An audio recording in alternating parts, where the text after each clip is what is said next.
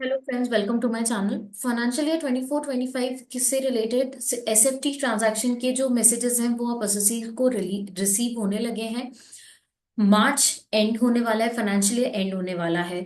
तो हम 2 साल से ये देख रहे हैं कि जब फाइनेंशियल ईयर एंड होता है तो इनकम टैक्स डिपार्टमेंट हर एक एसएससी को जहां जिनके भी एआईएस में SFT transaction that is significant financial transaction reflect हो रहे हैं, तो उनको एक अपॉर्चुनिटी दी जाती है कि वो फीडबैक प्रोवाइड करे that they agree with that information और not.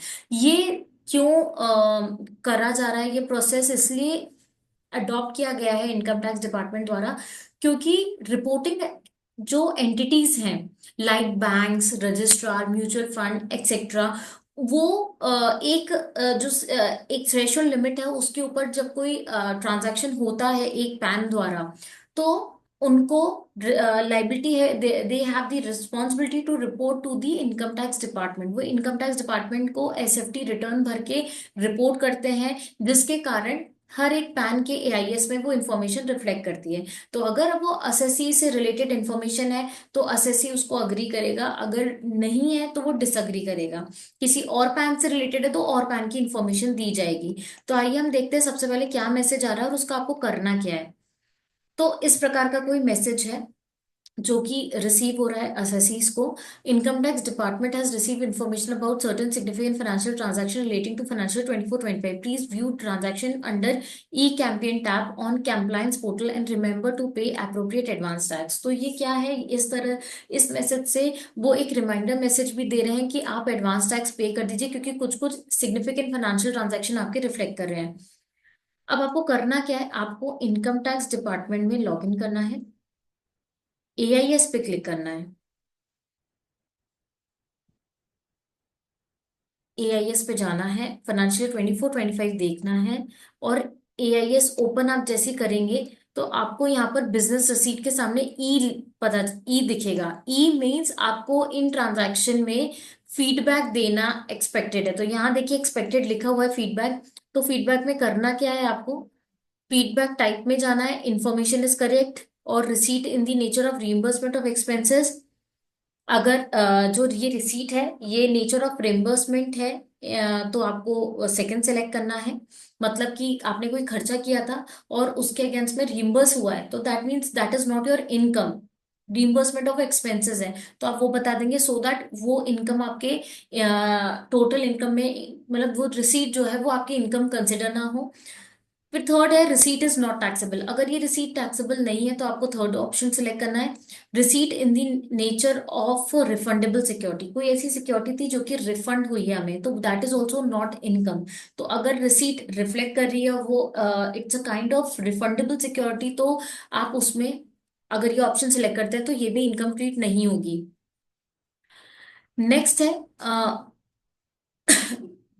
Receipt treated as capital receipt. अगर कोई रिसीट है जो कि आपकी कैपिटल रिसीट है, तो not in nature of revenue receipt, तो आप वो सिलेक्ट करेंगे। Information is not fully correct. अगर आप डिनाई करते हैं इन्फॉर्मेशन से तो इन्फॉर्मेशन आप लास्ट वाला ऑप्शन भी सिलेक्ट कर सकते हैं, इन्फॉर्मेशन इज डिनाइड।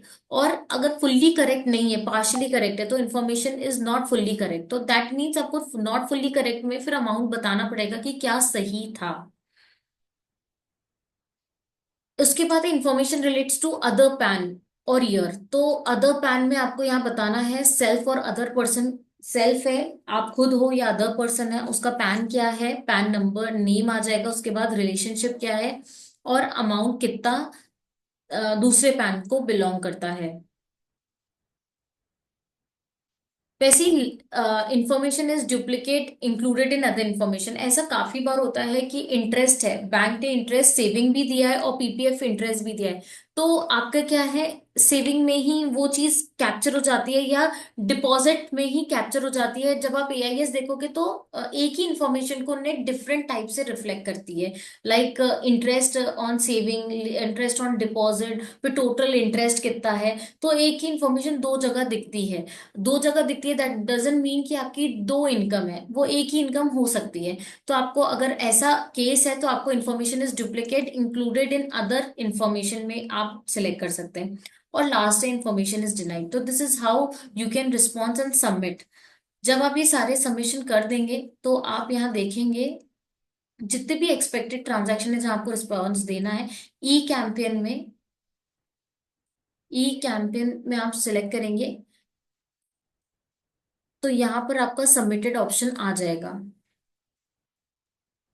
और आप ऐसे information they provide feedback in AIS, तो अगेन ये भी आपको एआईएस में ले जाएगा।